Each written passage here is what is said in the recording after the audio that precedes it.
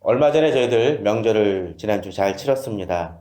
이 명절을 보낼 때마다 가끔씩 드는 생각 중에 하나는 이 명절이 기쁨이 되지 아니하는 가족들도 있을 수 있다는 생각을 가끔 듣습니다.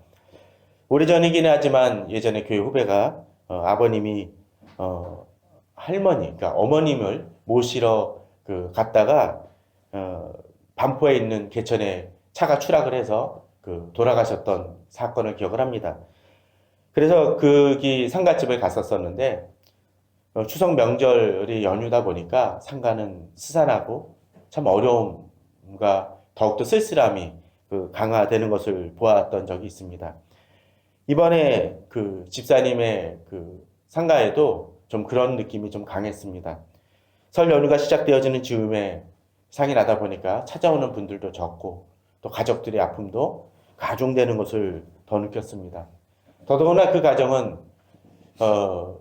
그렇게 새벽 기도에 열심히 쉬고 교회 일에 봉사를 참 많이 하셨지만 하는 일들이 거의 요새 최근 10수년간 계속적으로 일이 안 풀리고 어려움이 참 많았던 가정입니다. 자녀들 문제로 고통도 받기도 했었었고 사업 문제로 고통도 받고 또 건강 문제로 어려움도 겪었었는데 결국 갑작스러운 죽음으로 인해서 가정의 갑작스러운 죽음으로 인해서 더욱더 그 고통과 아픔이 컸던 것으로 인해서 더욱더 어떻게 위로를 해야 될지 마음이 아팠습니다. 사실 그런 일이 벌어질 때 위로는 쉽지 않습니다. 그저 하나님이 이 모든 문제를 잘 해결해 주시고 잘 풀어 주실 거야 라고 쉽게 얘기하는 것도 쉽지 않을 것이고 또 모든 일이 그냥 잘 풀릴 거야 라는 것들도 지금의 산적해던 문제들 속에서 과연 그렇게 쉽게 얘기할 수 있을까라는 고민도 나오기 쉽습니다. 그럴 때 우리는 어떻게 해야 될까요? 아니 꼭 그런 분들만이 아니더라도 우리들이 주님을 믿고 나아갈 때 있어서 꼭 우리가 믿고 신앙생활 하지만 그 문제들이 잘 해결되는 것을 아님을 저희들이 느끼곤 합니다. 오늘 본문은 그런 부분에 있어서 우리에게 위로와 힘이 되어주는 것을 보게 됩니다. 오늘 한번 본문을 보십시오. 오늘 본문을 보게 되면 49절에 주의 종에게 하신 말씀을 기억하소서 주께서 내게 소망을 가지게 하셨나이다 라고 되어 있습니다. 앞서 얘기 들었던 것처럼 우리 어떤 일이 잘 안 풀리는 사람들에게 우리는 이야기를 합니다. 잘 될 거야. 힘내라고 이야기를 합니다. 그러나 잘 될 거야. 힘내라는 말에는 근거가 있어야 됩니다. 잘 될 거야 했는데 일이 풀릴 수 있는 가능성이 전혀 없는 사람이다. 또는 힘내 했는데 힘을 낼 건덕지가 하나도 없는 사람에게 힘을 내라는 것은 어쩌면 그것은 진정한 위로가 될 수 없습니다. 오늘 본문 속에서 주께서 내게 소망을 가지게 하셨나이다라는 얘기에는 분명한 근거가 있습니다. 오늘 49절에서 64절 사이에는 지난번에 얘기 들었던 것처럼 8년씩 되어지는 그 히브리어 그 철자로 되어지는 그 속에서 오늘 이 두 개의 그 철자의 그 시 속에서는 크게 두 가지를 보여주고 있습니다. 첫 번째는 위로입니다. 또한 두 번째는 분깃에 관한 얘기입니다. 56절, 57절을 보시면 내 소유라고 되어 있고 또 57절에서는 분깃이라고 되어 있습니다. 바로 분깃과 내 소유에 대한 것이 나오고 있고 49절 지금 이 본문 속에서는 위로라는 말이 반복되어져 사용되고 있음을 보여줍니다. 그렇습니다. 주의 종에게 하신 말씀을 기억하소서 주께서 내게 소망을 가지게 하셨나이다 라는 이 말 속에는 소망을 가질 수 있는 근거로서 주께서 내게 위로가 되어주시고 또한 위로가 되어주시는 것만이 아니라 너 잘 될 거야 라고 거기서 그치는 것이 아니라 실질적으로 내게 도움을 주신다라는 것이죠. 그렇습니다. 사실 우리들의 위로도 그러해야 됩니다. 위로만이 아니라 그 사람이 힘을 낼 수 있도록 도와줘야 됩니다. 주님은 그런 측면에서 우리에게 말씀하십니다. 내게 소망을 가지게 할 수 있는 그것이 무엇입니까? 주의 종이 하신 말씀을 기억하는데 이 말씀은 나의 고난 중에 위로라고 되어 있습니다. 그 말씀을 붙드니까 내게 위로가 된다는 것입니다. 소망이 되는 것입니다. 왜? 주의 말씀이 나를 살리기 때문에 그렇습니다. 주변에 교만한 자들이 나를 심히 조롱합니다. 그럼에도 불구하고 주의 법을 떠나지 않는 것이 뭡니까? 그 말씀이 나의 약속이 되어지고 위로가 되어지기 때문에 그렇습니다. 52절도 얘기합니다. 여호와여 주의 옛 규례들을 내가 기억하고 또 스스로 위로하였나이다. 스스로 위로합니다. 누가 위로해 줍니까? 남이 위로해 주지 못할 때도 있습니다. 상갓집에서 주변의 사람들이 와서 여러 가지로 조문객들 위로하고 힘을 주고 이야기 나눌 때는 쓸쓸함과 아픔이 좀 덜합니다. 그러나 그분들이 다 떠나갔었을 때 더 힘들고 어려울 수 있습니다. 그래서 가끔씩 이 상갓집에 갔었을 때나 이 장례식장에 갔었을 때 좀 더 친밀한 사람이라면 장례 절차가 끝난 후 며칠 후에 한 번쯤 전화해주고 방문해주는 게 좋습니다. 그럴 때 정말 혼자 있을 때 모든 것이 다 끝났을 때 터전하고 힘들기 때문에 그렇습니다.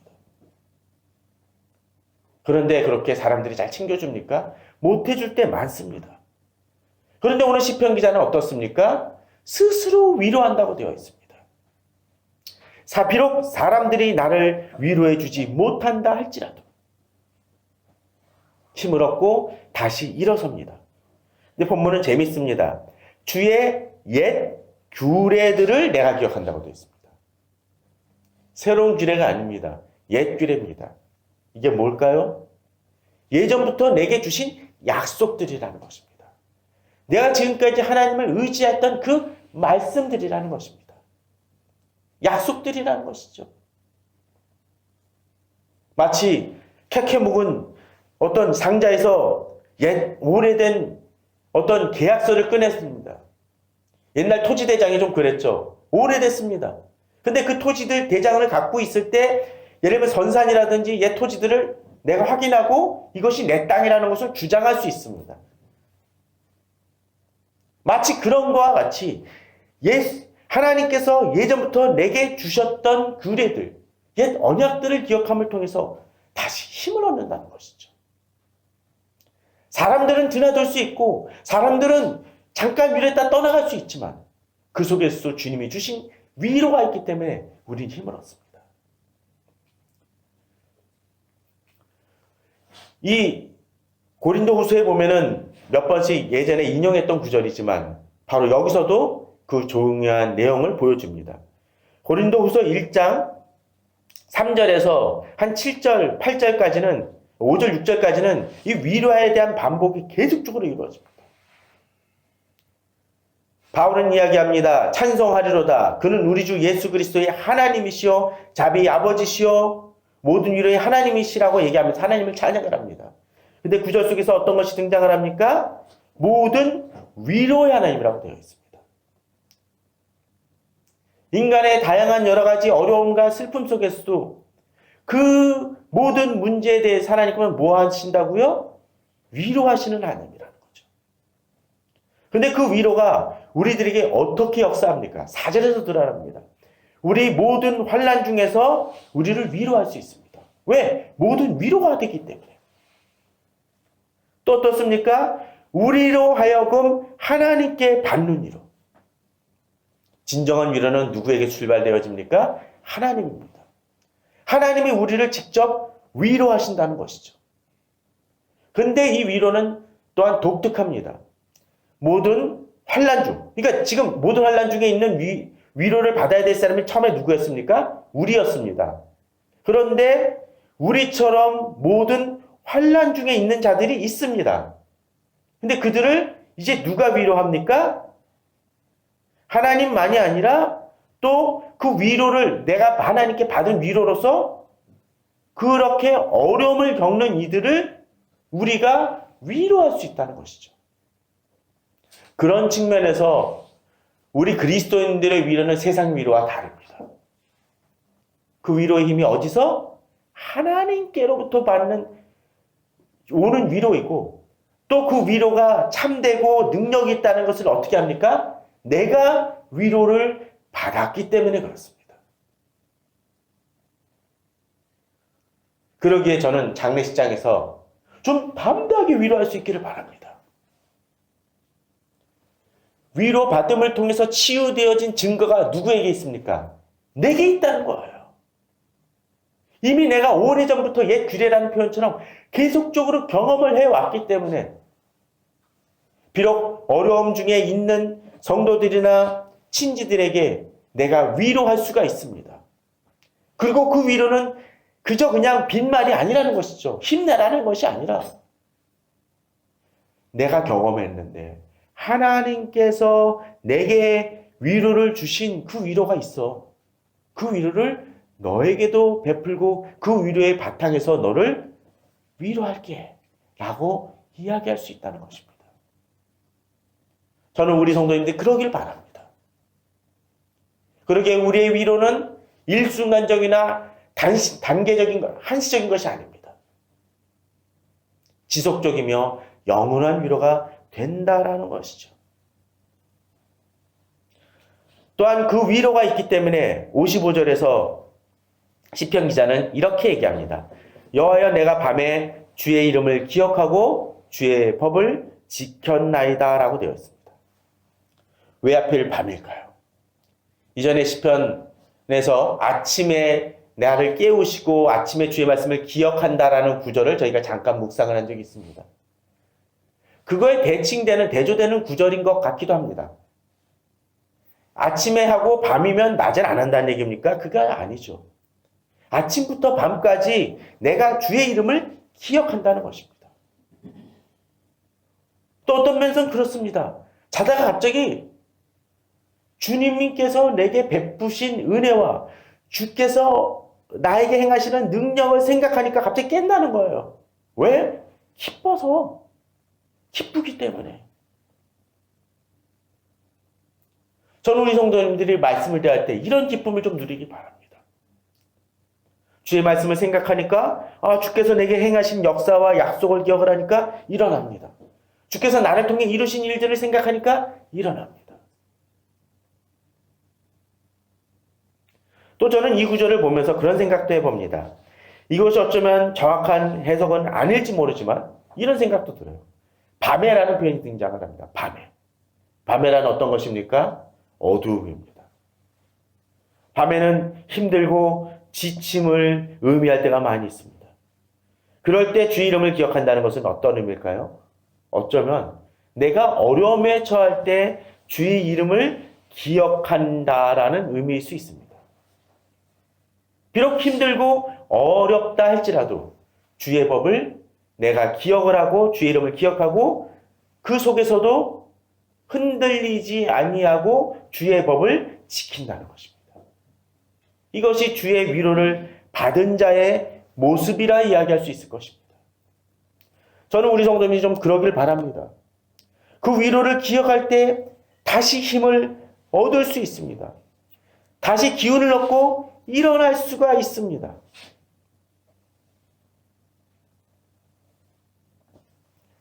그럴 때 내가 받은 위로로서 다른 사람을 위로하고 힘을 줄 수가 있습니다.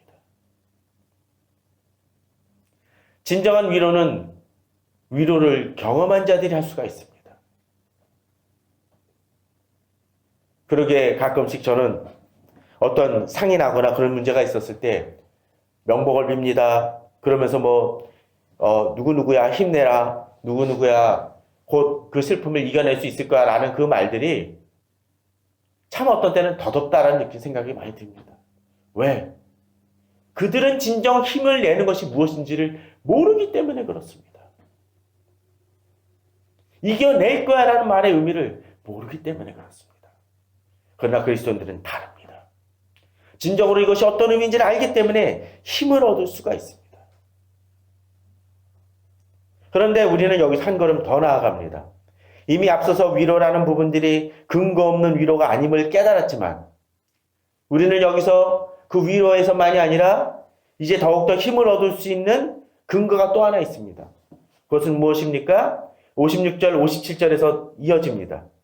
재미난 거는 그 한 연이 56절에서 끝나는데 그 다음 첫 번째 연도 또다시 비슷한 구절들이 등장한다는 것입니다. 자, 56절, 57절에서 비슷한 구절에 비슷한 단어가 등장하죠. 하나가 소유라면 하나는 분깃입니다. 첫 번째 소유는 어떻습니까? 주의 법도들을 지키는 것이고 57절에서는 여호와가 나의 분깃이 되어진다라고 되어 있습니다. 그런데 여호와는 나의 분깃이니까 여호와께서 내 책임을 주시고 나를 돌보신다는 측면인데 이 분깃이 있으니까 이 사람은 어떻게 합니까? 주의 말씀을 지킨다라고 되어 있습니다. 지킬 것이라고 되어 있죠. 그에 반해서 56절에서는 내 소유가 뭡니까?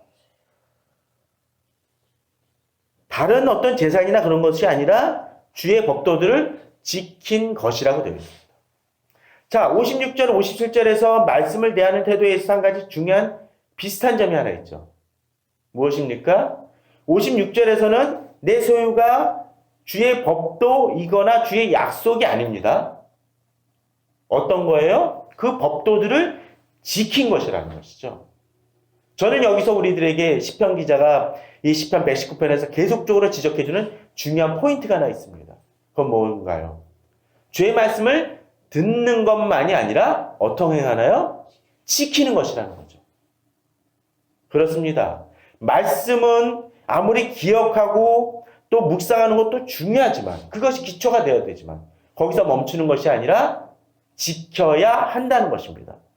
특별히 이 56절에서 내 소유는 이것이니 주의 법도들을 지킨 것이라고 했었을 때 지킨 것입니다. 지킨 것. 지킬 것이 아니에요. 이건 뭘 얘기를 할까요? 내 소유가 늘어나려면 뭐 해야 됩니까? 지키면 지킬수록 내 소유가 늘어난다는 것입니다. 그런 것 같아요. 말씀 안에서 담대히 살아가는 이들을 보게 되면 하나님 말씀을 지켜서 하나님께서 주신 축복을 경험한 이들입니다. 그런데 그 경험이 없는 사람들은 어떻습니까? 불안해요. 왜? 경험치가 없으니까. 어떤 일을 자주 해본 사람은 어떻습니까? 익숙하니까 그 일들을 잘합니다. 근데 처음 해보는 사람은 어떻습니까? 안 돼요. 가끔씩 저희 집도 식당이라든지 그 음식 관계된 일들을 하신 분들이 많아서 느끼겠지만 가끔 그런 분들이 있죠. 음식 장사할 때 한번 해보니까 내가 라면을 잘 끓여 또는 부대찌개 잘 끓여 그러니까 내가 하면 잘하겠다. 남들도 다 맛있다고 해. 라고 하면서 덜렁합니다. 근데 잘 안 되는 경우들이 많이 있습니다. 그게 뭘까요?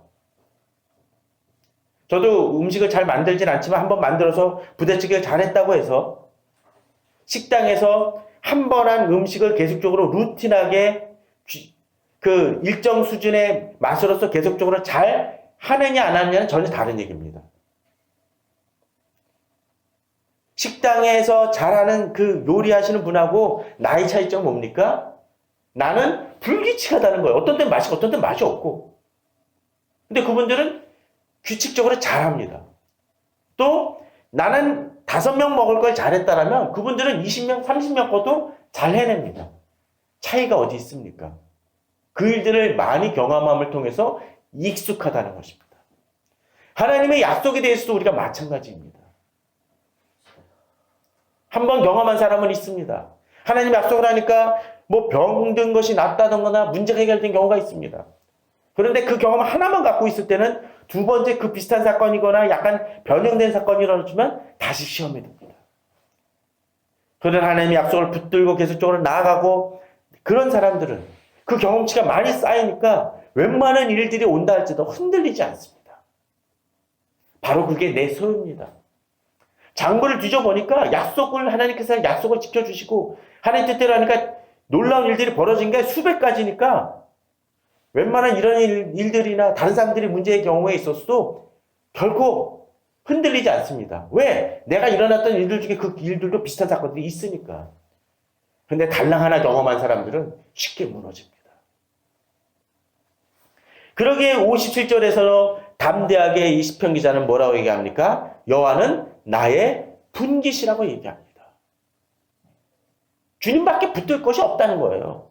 그러니까 어떻게 얘기합니까? 지금까지 지켜온 것만이 아니라 이제도 주의 말씀을 지키겠다라고 담대히 얘기할 수 있는 것입니다. 저는 우리 성도님이 이 단계로 나아가시길 바랍니다. 그럴 때 힘을 얻습니다.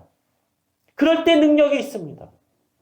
우리가 위로받지 못하는 이유 중에 하나는 주의 말씀이 나의 소유가 되어지지 않기 때문에 그렇습니다.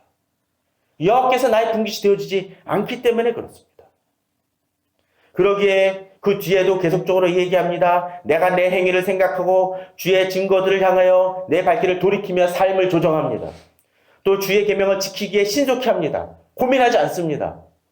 세상에 유혹이 있다 할지 때 더 이상 고민하지 않습니다. 왜? 나에게 명확하니까. 61절이 참 독특합니다. 악인들의 줄이 내게 두루 얽혔을지라도. 마치 거미줄이 얽히설키 나를 붙들어가가지고 사람을 꼼짝 못하게 하는 상황 같을 때가 있을 수 있습니다. 그런데 그런 상황 속에서도 본문은 뭐라고 얘기합니까? 나는 주의 법을 잊지 아니하였다고 되어 있습니다. 우리 삶에 있어서 여러 가지 문제들이 나의 발목을 잡을 수 있습니다. 건강이 나를 잡을 수 있습니다. 돈 문제가 나를 잡을 수 있습니다. 인간관계가 나를 잡을 수 있습니다. 내가 기도했지만 나를 계속적으로 괴롭히는 사람이 있고 문제는 해결되지 않을 수 있습니다. 그러나 그런 속에서도 주의 소유를 기억하는 사람들은, 주가 소유가 된 사람은 어떻습니까? 주의 법을 잊지 않습니다. 그것이 나를 얽어매는 것 같지만 얽어매는 것이 아니라는 거죠. 비록 나를 조금 더디게 한다 할지라도 그것이 나를 지치게 하지 않는다라는 것입니다. 나아가야 할 길을 나아갑니다. 그러나 그렇게 나아가지만 우리는 지치고 더 힘들 수 있습니다. 앞서 제가 고린도후서 1장 3절 4절에서 어떻게 했습니까? 내가 위로함을 하나님께 받는 것만이 아니라 그 위로를 어떻게 한다고 했습니까? 주변의 이웃들에게 그 위로를 전합니다. 63절에 보게 되면 그렇게 얘기합니다. 나는 주를 경외하는 모든 자들과 주의 법도들을 지키는 자들의 친구라고 되어 있습니다. 두 가지 부류의 사람이 있죠. 내 친구입니다. 첫 번째 어떤 사람이요? 주를 경외하는 자들이 나의 친구들입니다. 그런 모든 자들이. 이것은 내가 지금 만나는 사람들, 내가 속한 공동체의 사람들이 어떤 사람이냐라는 것을 질문하게 해줍니다. 같이 다니는 사람이 누구냐에 따라서 나의 삶은 달라집니다. 하나님의 위로를 경험한 사람이 내가 힘들 때 있습니다. 그럼 어떻습니까? 내가 어떤 때 위로를 받고 하나님의 말씀대로 살아가지만 넘어지거나 흔들릴 때가 있습니다. 마음이 약해질 때가 있습니다. 그럴 때 주님을 경외하는 A라는 사람이 나를 또 경외해 줍니다. 그 사람을 보니까 맞아, 내가 흔들리는 거야. 주를 경외하는 저 사람처럼 나도 다시 힘을 내야지라고 이야기할 수가 있습니다. 그러기에 공동체는 중요합니다. 특별히 좋은 공동체는 중요합니다. 교회가 교회되지 못할 때 그 공동체는 힘을 잃습니다. 왜? 주를 경외하는 사람이 없기 때문에 그렇습니다. 그런데 본문은 또 다른 것을 보여줍니다. 단순히 주를 경외하는 자만이 아니라 본문은 어떡하죠? 두 번째 사람은 주의 법도들을 지키는 자들입니다. 앞서 내 소유가 뭐라 그랬었죠? 주의 법도들을 지키는 것입니다. 근데 본문 속에서도 그렇게 자기의 소유가 주의 법도들을 지키는 자들이 있다는 것이에요. 단순히 주를 경외하는 것만이 아니라 그 말씀대로 살아가는 이들이 있다는 것입니다. 그 사람들의 친구가 누굽니까? 나예요, 나. 내가 어떤 사람을 사귀느냐에 따라서 달라집니다. 다니엘서에서 우리는 많이 얘기합니다. 다니엘만이 아니라 누가 있습니까? 다니엘의 세 친구가 있었습니다. 다니엘을 같이 도왔던 세 친구가 있었기 때문에 다니엘이 더 흔들리지 않습니다.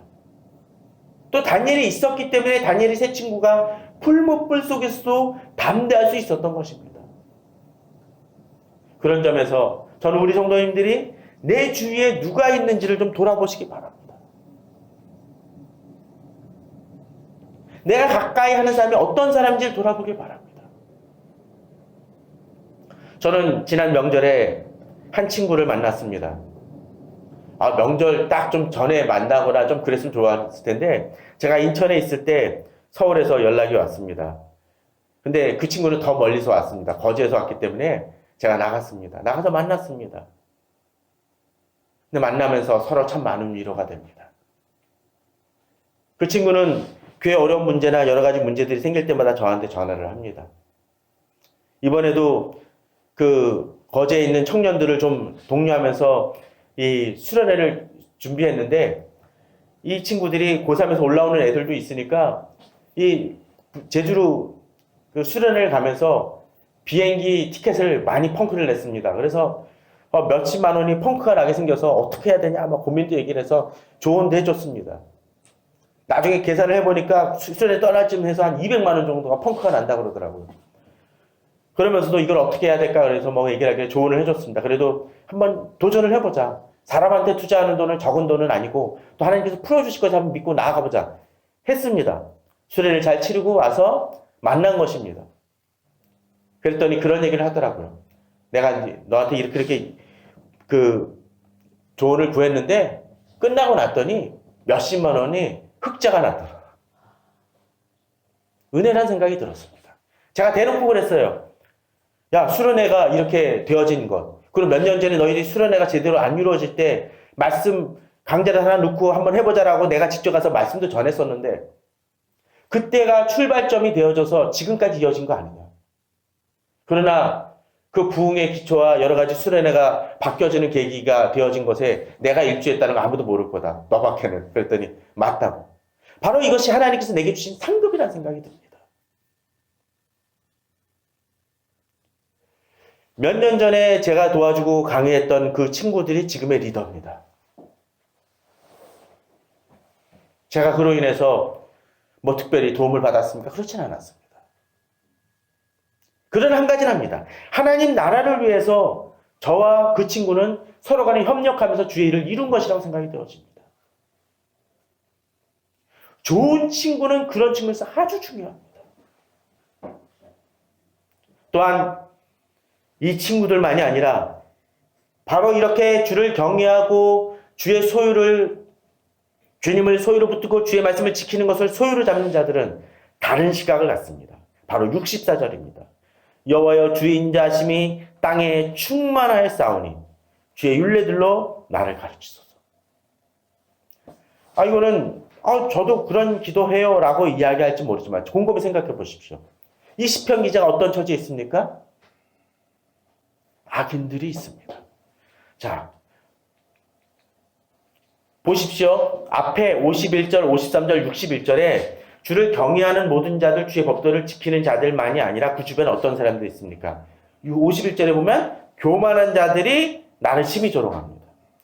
53절에 어떤 사람들이 있습니까? 주의 율법을 버린 악인들이 드글드글합니다.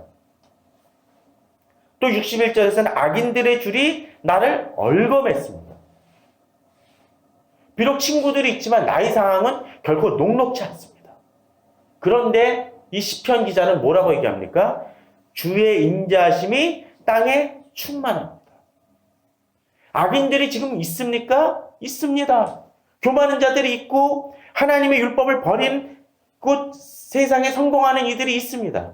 그러나 그런 속에서도 이 사람은 어떻습니까? 하나님의 영광과 하나님의 인자하심이 땅에 충만한 것을 볼 수 있는 또 다른 시각을 갖습니다.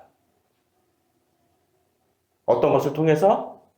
바로 주의 말씀을 지킴을 통해서, 주를 붙듦을 통해서 나는 세상이 보지 못하는 시각을 보게 된다는 것이죠. 바로 이것이 주를 소유로 잠고 분깃을 붙드는 이들의 달라진 모습입니다. 저는 우리 성도님들이 바로 그러한 시각을 가지고 담대히 나아가시길 바랍니다. 힘드십니까? 힘들 때 있습니다. 저도 힘들 때 있습니다. 그러나 우리에게는 세상에 없는 것이 있습니다. 무엇입니까? 주께서 주시는 위로가 있습니다. 또 위로에서 그치고 주께서는 그냥 너 잘 될 거야 라고 그냥 빈말로만 하시는 것이 아니라 실질적으로 내게 약속을 주시고 그 약속을 통한 결과를 주시는 분이십니다. 우리에겐 그 위로와 분깃이 있기 때문에 이 세상에 주의 인자하심이 땅에 충만한 것으로 볼 수 있는 새로운 시각을 가지게 됩니다. 저는 그런 시각을 가지고 이 세상을 이겨나가시는 우리 성도님들 되시길 바랍니다. 그것을 위해서 더욱더 주의 말씀을 붙드는 것만이 아니라 그 말씀을 지켜나감을 통해서 주의 놀라운 일들을 경험하시는 우리 성도님들 되시기를 주님의 이름으로 축원합니다. 다 같이 기도하시겠습니다.